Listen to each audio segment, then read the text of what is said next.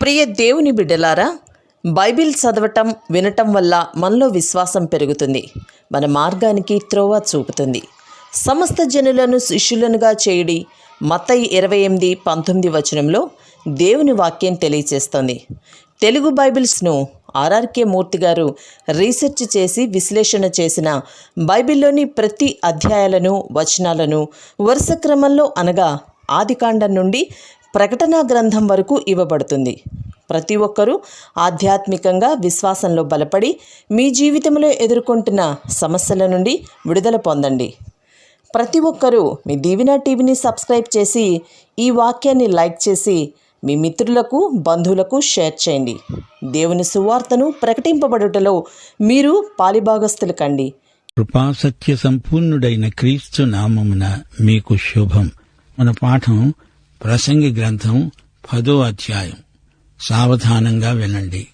ప్రసంగి అంటున్నాడు, బుక్కావాని తైలములో చచ్చిన ఈగలు పడడం చేత అది చెడు వాసన కొడుతుంది. కొంచెము బుద్ధిహీనత త్రాసులో ఉంచిన ఎడల అది జ్ఞానమును ఘనతను తేలగొడుతుంది. జ్ఞాని యొక్క హృదయం అతని కుడి చేతిని ఆడిస్తుంది, బుద్ధిహీనుడి హృదయము అతని ఎడమ చేతిని ఆడిస్తుంది. బుద్ధిహీనుడు తన ప్రవర్తనను గూర్చి అధైర్యపడి తాను బుద్ధిహీనుడని అందరికీ తెలియచేస్తాడు. ఏలేవాడు నీ మీద కోపపడిన ఎడల నీ ఉద్యోగము నుండి నీవు తొలగిపోవద్దు. ఓర్పు గొప్ప ద్రోహ కార్యాలు జరగకుండా చేస్తుంది. పొరపాటున అధిపతి చేత జరిగే దుష్కార్యమొకటి నేను చూచాను. ఏమనగా, బుద్ధిహీనులు గొప్ప ఉద్యోగములలో ఉంచబడడం, ఘనులు క్రింద కూర్చోవడం, పనివారు గుర్రముల మీద కూర్చోవడం, అధిపతులు సేవకుల వలె నేల మీద నడవడము నాకు అగపడింది. గొయ్యి తవ్వేవాడు దానిలో పడతాడు. కంచె కొట్టేవానిని పాము కరుస్తుంది. రాళ్లు దొర్లించేవాడు వాటి చేత గాయము నొందుతాడు. చెట్టు నరికేవాడు దానివలన అపాయము తెచ్చుకుంటాడు.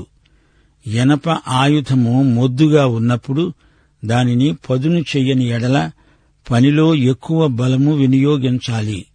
అయితే కార్యసిద్ధికి జ్ఞానమే ప్రధానము. దేవుని బిడ్డలారా, వింటున్నారా?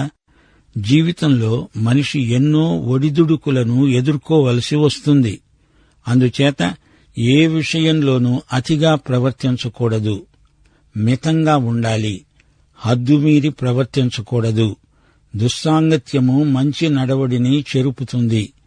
మంచి పరిమళ తైలములో చచ్చిన ఈగలు పడితే ఆ తైలమంతా చెడు కంపు కొడుతుంది. ఒక తల్లి తన కొడుకును 21 సంవత్సరాలు ఎంతో భక్తిగా పెంచుతుంది. అకస్మాత్తుగా ఒక భక్తిహీనురాలు అతని జీవితంలో ప్రవేశిస్తుంది. భక్తుడు రిక్తుడైపోతాడు. పరిమళ తైలములో చచ్చిన ఈగ పడింది. 21 సంవత్సరాల భక్తి అంతా 5 నిమిషాలలో పాడైపోయింది. కుడి చెయ్యి బలానికి సంకేతం. జ్ఞాని యొక్క హృదయం అతని కుడి చేతిలో ఉంటుంది. అతడు ఏమి చేసినా మనఃపూర్వకంగా చేస్తాడు. అర్ధమనస్కత అతనికుండదు. మూర్ఖుని హృదయం అతని ఎడమ చేతిలో ఉంది. అతడు ఏ పని మనఃపూర్వకంగా చెయ్యడు. దేవుని బిడ్డలారా, గమనించావా? చేసే పనేదో పూర్తి మనస్సుతో చెయ్యాలి. దైవసేవ చేస్తావా? ఆనందంగా, ఉద్రేకపూరితంగా, ఉత్సాహంగా చెయ్యాలి. ఉసూరుమంటూ పని చేయకూడదు. నీ పని సఫలమవ్వాలి. మూర్ఖుడు నేను మూర్ఖుణ్ణి అని ప్రత్యేకంగా చెప్పనక్కర్లేదు. అతడి మాటలు, చేతలు, అతని పని నాణ్యత, వాటిలోనే అంతా కనపడుతుంది. అతడు మూర్ఖుడు అని ఇట్టే తేలిపోతుంది. తెలివి తక్కువవాడు నోరు తెరవగానే అతడు మూర్ఖుడని అతడు చెప్పకుండానే అందరికీ తెలిసిపోతుంది. అతడు చెప్పటం కాదు, తాను ఎంత మూర్ఖుడో చూపుతాడు. అవతలి వ్యక్తిని ఎదిరించి గెలువలేనప్పుడు అతని పక్షాన చేరడమే మేలు అంటుంది రాజకీయ నీతి. సొలొమోను కాలం నుండి నేటి వరకు నేర చరిత్ర గలవారు ఉన్నత పదవులను ఆక్రమిస్తున్నారు. రాను రాను పాపానికి సన్మానాలు జరుగుతున్నాయి. ఒకప్పుడు పాపాన్ని మురికి కాలువలో పారేశారు, ఇప్పుడది పూలదండగా సన్మాన సంకేతమైంది. ఒకప్పుడు పాపం మురికి, దుర్గంధం, కంపు, ఇప్పుడు అదే అనేక మందికి ఇంపు అనిపిస్తుంది. పాపాన్ని అందలమెక్కిస్తున్నారు. పాపం పట్టపగలే నడివీధిలో తలెత్తుకొని తిరుగుతున్నది. పాపాన్ని ఆబగా చూస్తున్నారు, వింటున్నారు, ప్రశంసిస్తున్నారు, చప్పట్లు కొడుతున్నారు. అశ్లీలానికి, అసభ్యానికి కళ అని పేరు పెట్టి గౌరవిస్తున్నారు. ప్రసంగి ఇదే మాట అంటున్నాడు. నీతి కింద నడుస్తుంటే పాపం గుర్రపు స్వారీ చేస్తోంది. సిగ్గు ఎగ్గు లేకుండా వినోదం పేరుతో పాపాన్ని తెగమెచ్చుకుంటున్నారు. కష్టపడి పనిచేసేవాడికి నిరుత్సాహమే మిగులుతుంది. కల్లబుల్లి మాటలు చెప్పేవాడు ఉన్నత పదవులను ఆక్రమిస్తున్నాడు. ఎవరు తవ్వుకున్న గోతిలో వారే పడతారు. తీర్పు కొంచెం ఆలస్యమైనా వచ్చి తీరుతుంది. క్రైస్తవులు తప్పు చేస్తే ఒకటి, ఇతరులు అదే తప్పు చేస్తే మరొకటి కాదు. దేవుడు పాపాన్ని శిక్షించకుండా వదలడు. ఆ మాటకొస్తే మేలైనది చేయనెరిగి దానిని చెయ్యకపోవడం మరీ ఘోరమైన నేరమవుతుంది. సరిహద్దు రాళ్లను తొలగించేవారికి ఆ రాతి దెబ్బే తగులుతుంది. ఎవడు ఏది విత్తితే అదే పంట కోస్తాడు. ఇతరులకు కీడు చేసేవారికి అదే కీడు ఎదురు తన్నుతుంది. రోమాపత్రిక 12:19 ప్రియులారా, మీకు మీరే పగ తీర్చుకొనక దేవుని ఉగ్రతకు చోటివ్వండి. పగ తీర్చటం నా పని, నేనే ప్రతిఫలమిస్తాను అని ప్రభువు చెప్తున్నాడు. దేవుడే లెక్క ముగిస్తాడు. ఆ పని మనది కాదు. నీ గొడ్డలి మొద్దుబారితే అధిక బలం ప్రయోగించాల్సి ఉంటుంది. దానికి పదును పెడితే నీ పని సునాయాసమవుతుంది. బోధకులు కూడా మొండి గొడ్డళ్లు వాడకూడదు. దేవుడు నీకిచ్చిన సాధనాలకు పదును పెట్టుకో. బొత్తిగా ఎట్టి శిక్షణ లేకుండా ఆ ఫలాన వెళ్లి బోధించటమేనా? దానివల్ల నీకు అధిక ప్రయాస. అలనాడు ప్రత్యేక సందర్భంలో దేవుడు ఒక గాడిదను బిలాముకు బోధ చెయ్యడానికి వాడుకున్నాడు. అలాగని చెప్పి ప్రతి గాడిద నన్ను వాడుకో అంటే అది ఎలాంటి కోరిక? మొండి గొడ్డలితో రోజంతా కట్టెలు నరుకు, పదునైన గొడ్డలితో అంత పని 1 గంటలో చేయవచ్చు. చూచారా, ప్రసంగి మనకు ఎంత మంచి పాఠం నేర్పుతున్నాడో. ఇప్పుడు 11వ నుండి, మంత్రపు కట్టు లేక పాము కరిచిన ఎడల మంత్రగాని చేత ఏమీ కాదు. జ్ఞాని నోటి మాటలు ఇంపుగా ఉన్నవి, అయితే బుద్ధిహీనుని నోరు అతన్నే మింగేస్తుంది. వాని నోటి మాటల ప్రారంభం బుద్ధిహీనత, వాని పలుకుల ముగింపు వెర్రితనం. కలగబోయేది ఏదో మనుష్యులు ఎరుగకుండా ఉన్నా బుద్ధిహీనులు విస్తారంగా మాట్లాడతారు. నరుడు చనిపోయిన తరువాత ఏమి జరుగుతుందో ఎవరు తెలియజేస్తారు? ఊరికి పోయే త్రోవ ఎరుగనివారై బుద్ధిహీనులు తమ ప్రయాస చేత ఆయాసపడతారు. దేశమా, దాసుడు నీకు రాజై ఉండడము, ఉదయముననే భోజనానికి కూర్చుండేవారు నీకు అధిపతులై ఉండడము నీకు అశుభం. దేశమా, నీ రాజు గొప్ప ఇంటివాడై ఉండడము, నీ అధిపతులు మత్తులవ్వడానికి కాక బలమునొందడానికి అనుకూల సమయమున భోజనానికి కూర్చుండే వారై ఉండడము నీకు శుభం. సోమరితనము చేత ఇంటి కప్పు దిగబడిపోతుంది. చేతుల బద్ధకము చేత ఇల్లు కురుస్తుంది. నవ్వులాటలు పుట్టించడానికి వారు విందు చేస్తారు. ద్రాక్షరస పానము వారి ప్రాణానికి సంతోషకరం. ద్రవ్యము అన్నిటికీ అక్కరకు వస్తుంది. నీ మనస్సునందైనా రాజును శపించవద్దు. నీ పడక గదిలోనైనా ఐశ్వర్యవంతులను శపించవద్దు. ఎందుకనగా ఆకాశపక్షులు సమాచారము చేరవేస్తాయి, రెక్కలు గలది సంగతి తెలుపుతుంది. దేవుని బిడ్డలారా, వింటున్నారా? పాము కాటేస్తుంది. కాటేయకుండా మంత్రగాడు పామును ఆపేస్తాడు. అయితే అది కాటేసిన తరువాత మంత్రగాడు ఏమీ చెయ్యలేడు. తూర్పు దేశాలలో పాము మంత్రాలు ప్రయోగించేవారున్నారు. 58 కీర్తన 4, 5 వచనాలు. వారి విషము నాగుపాము విషము వంటిది. మాంత్రికులు ఎంత నేర్పుగా మంత్రించినా వారి స్వరము తనకు వినబడకుండా చెవి మూసుకునే చెవిటి పాము వలె వారున్నారు. యిర్మీయా గ్రంథం 8వ అధ్యాయం 17వ వచనం కూడా ఇదే మాట అంటోంది. నేను మెన్నాగులను మీలోనికి పంపుతున్నాను, అవి మిమ్మును కరుస్తాయి, వాటికి మంత్రము లేదు, ఇదే యెహోవా వాక్కు. ఈ పాములు చాలా ప్రమాదకరమైనవి. తాచుపాములను మంత్రిస్తారు. కోడి త్రాచు నాట్యం చేస్తుంది. నాగస్వరం ఊదుతున్నంతసేపు అది కాటందదు.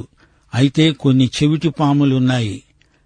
అవి బుసలు కక్కుతూ కాటందుతాయి. పాము కాటుకు ఫలితం మరణం. ఈ సందర్భంలో ప్రసంగి తాచుపాములను గురించి మాట్లాడడం లేదు. బుద్ధిహీనుడి మాటలు ఎలాంటివో ప్రసంగి వివరిస్తున్నాడు. ఇస్కరియోతు యూదా ఎలాంటివాడో, అతని మాటలు ఎలాంటివో కొంచెం ఆలోచించండి. అతడు ప్రభువుకు ద్రోహం చేశాడు. అలాగే మహాశ్రమల కాలంలో ఇశ్రాయేలు జాతికి అంత్యక్రీస్తు గొప్ప ద్రోహం చేస్తాడు. స్థానిక సంఘాల సంగతి చూడండి. అబద్ధాలు చెప్పేవారు కొందరున్నారు. నీకు స్నేహితుడిలాగే నటిస్తారు. నీవు అతణ్ణి ఎంత నమ్మినా సందుచూచి అతడు కాటేస్తాడు. దావీదు జీవితంలోకి చూడండి. అహీతోపెలు అతని స్నేహితుడు.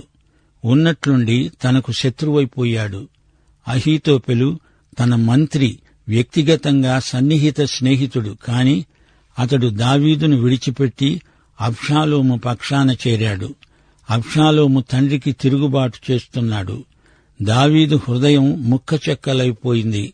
తన స్వంత కొడుకే తనకు ఆగర్భ శత్రువైపోయాడు. అంతవరకు దావీదు రాజకీయంగా ఎంతో ఎత్తుకు ఎదుగుతూ వచ్చాడు. అబ్షాలోము తిరుగుబాటుతో అతడు అకాల వృద్ధుడైపోయాడు. 55 కీర్తన దావీదు దీనస్థితిని కండ్లకు కట్టినట్లు చూపుతుంది. అందుకే సొలొమోను హెచ్చరిక చేస్తున్నాడు.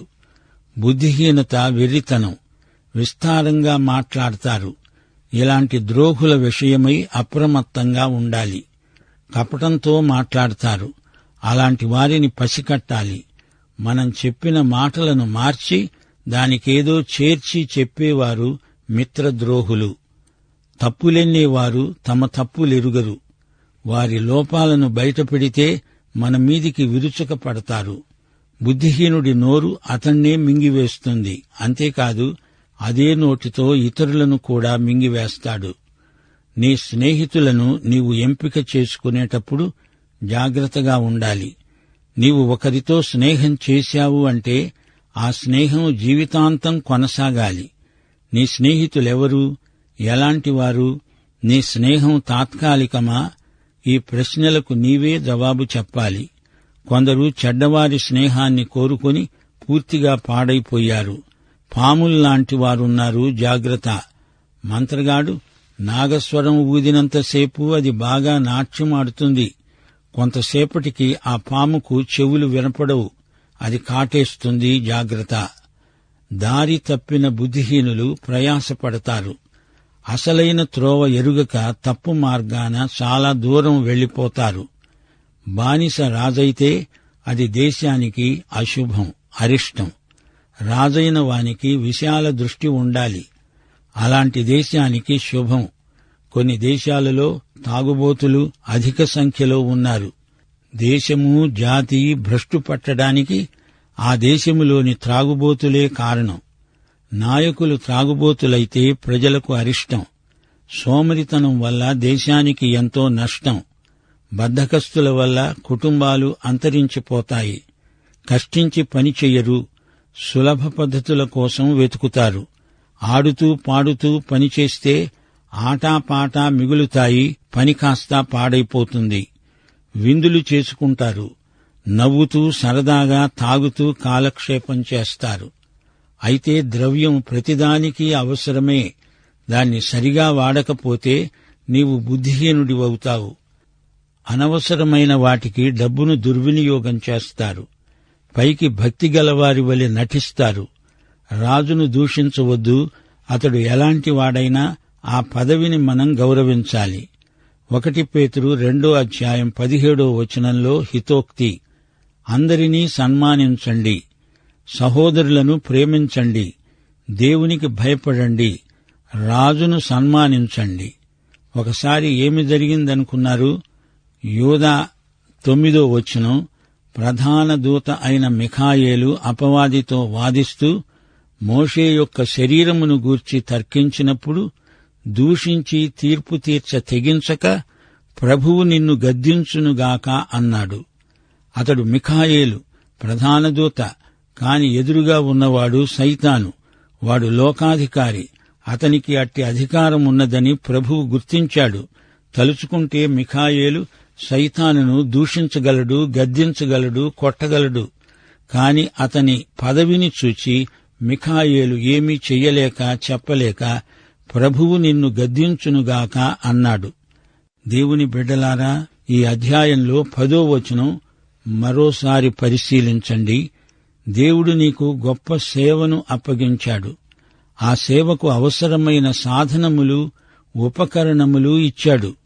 నీకు గొడ్డలి ఇచ్చాడు. నరకమన్నాడు. కాని అది మొండి గొడ్డలైతే నీకు ఎంత ప్రయాస! ఇనప ఆయుధము మొద్దుగా ఉన్నప్పుడు దానికి పదును పెట్టకపోతే పని కాస్త పాడైపోతుంది. దానికోసమై ఎక్కువ బలము వినియోగించాల్సి వస్తుంది. కార్యసిద్ధికి జ్ఞానమే ప్రధానం. బోధకుడా, నీ ఆయుధాలు ఎలా ఉన్నాయి? పదునుగా ఉన్నాయా? మొండిబారిపోయాయా? నీ కత్తి మొండిబారిపోతే దానితో వెన్నపూస కూడా తెగదు, దండగా. నీకు సందేశమున్నది, కాని మొండి కత్తితో చెట్టు నరకడానికి ఎంతో ప్రయాసపడతావు. ప్రజలకు బోరు కొడుతుంది. సాధనానికి పదును పెట్టడము అంటే మరో అర్థముంది. అసలు సమస్య ఏదో తెలుసుకోవాలి. ఎక్కడ జిలపెడుతుందో అక్కడే గోకాలి, లేకపోతే నీ ప్రయాస అంతా వృధా. నాణ్యమైన పని చెయ్యాలి, చురుకుగా చెయ్యాలి. దేవుని కాలాన్ని వృధా చెయ్యకూడదు. ఊరికే చెప్పిందే చెప్పి చెప్పదలుచుకున్నదేదో నీకే తెలియకుండా మాట్లాడితే ఏం ప్రయోజనం? నీ జీవితంలో నీవు వాడే గొడ్డలి మొండిబారిందేమో చూసుకో, పదును పెట్టుకో. దేవుడు వాడుకోవడానికి నమ్మకమైన పాత్రవై ఆయనను మహిమపరచు. ప్రియ సోదరీ సోదరులారా, దేశాలు, సింహాసనాలు, రాజులు, అధిపతులు ప్రభువు చేతిలో ఉన్నట్లు మనం గుర్తించాలి. హీబ్రూ జాతి చరిత్ర మనకు నేర్పుతున్న పాఠమిదే. కొందరు రాజులు మానసిక పరిపక్వత లేని అప్రయోజకులు. అలాంటి రాజుల పరిపాలనలో ఇశ్రాయేలు జాతి ఘోరంగా పతనమైంది. 1-2 రాజుల గ్రంథం ఇదే సత్యాన్ని వెల్లడి చేస్తుంది. రాజులు స్వార్థపరులు, సోమరులు అయినప్పుడు రాజ్యం అధోగతి పాలైంది. రాజ్యాలే కాదు, వృత్తి వ్యాపారాలు అంతే. కుటుంబాలు, సంఘాలు అన్నిటికీ ఇదే సూత్రం వర్తిస్తుంది. డబ్బు ఉంటే ఏమైనా చెయ్యగలం అనే ధీమా కేవలం తప్పు. సమస్యలున్న చోట వాటిని డబ్బుతో పరిష్కరించాలనే చూస్తాము. వస్తువులు కొంటాము, దరిద్రము తీరింది అనుకుంటాము. కాని డబ్బు నిషా తాత్కాలికం. మనం డబ్బు లేకుండా ఏమీ చెయ్యలేము అంటే డబ్బు చెయ్యలేనివి ఎన్నెన్నో ఉన్నాయి. డబ్బుంటే ఇల్లు కొనవచ్చు గాని కుటుంబాన్ని కొనగలవా? డబ్బుంటే పుస్తకాలు కొనగలవు గాని జ్ఞానాన్ని కొనగలవా? డబ్బుంటే ఔషధాలు కొనగలవు గాని ఆరోగ్యాన్ని కొనగలవా? అలాగే డబ్బు మాత్రమే చేతపట్టుకుని సేవ చెయ్యగలవా? ధనాపేక్ష సమస్త కీడులకు మూలం. డబ్బు శక్తి పరిమితం. దేవుని స్థానంలో డబ్బును పెట్టవద్దు. డబ్బు చేసే వాగ్దానాలను నమ్మవద్దు. డబ్బు ఎక్కువైపోతే దానివల్ల నీవు ఆధ్యాత్మికంగా దివాలా తీస్తావు. ప్రసంగి చెప్పే తుది పలుకు ఇదే: జ్ఞానము మాత్రమే మనకు న్యాయం చేకూర్చగలదు. దేవుడు లేని జ్ఞానం, దేవుడు లేని ఐశ్వర్యం అంతా వృధా. 5 రొట్టెలు 2 చేపలు యేసుప్రభువు చేతిలో ఉండబట్టే సద్వినియోగమయ్యాయి. అందరి అక్కరలు తీరాయి. ప్రసంగి పరిశోధనా వ్యాసం ఎంతో విస్తృతమైనది. ముఖ్యాంశాలు జ్ఞాపకముంచుకోండి. జ్ఞాని చేసే పనిలో సృజనాత్మక శక్తి ఉంది. జ్ఞాని ఓర్పు గలవాడు. లోకంలో ధనవంతులు, లాజరులు ఎందరో ఉన్నారు. లాజరు బీదవాడు, కాని మంచివాడు, నీతిమంతుడు. ధనికుడు స్వార్థపరుడు. ధన సంపాదనే అతని ధ్యేయం. కాని పరలోకంలో వారిద్దరి స్థితిగతులు తల్లకిందులైపోయాయి. లాజరుకు తగిన పదవి అతనికొచ్చింది, ధనవంతునికి తగింది అతనికి వచ్చింది. ప్రియ సోదరుడా, సోదరి, అది సరే, నీవు యేసుక్రీస్తును నీ స్వకీయ రక్షకుడుగా, ప్రభువుగా ఎరుగుదువా? అయితే ఈ పాఠంలోని ప్రతి సత్యం నిన్ను ఉద్దేశించిందే. దేవుడు మిమ్మును సమృద్ధిగా దీవించునుగాక. మన ప్రభు అయిన యేసుక్రీస్తు వారి కృప, తండ్రి అయిన దేవుని ప్రేమ, పరిశుద్ధాత్మ యొక్క అన్యోన్య సహవాసము, సమాధానము, సంతోషము మనకందరికీ నిత్యత్వము పర్యంతము తోడై ఉండునుగాక. ఆమేన్.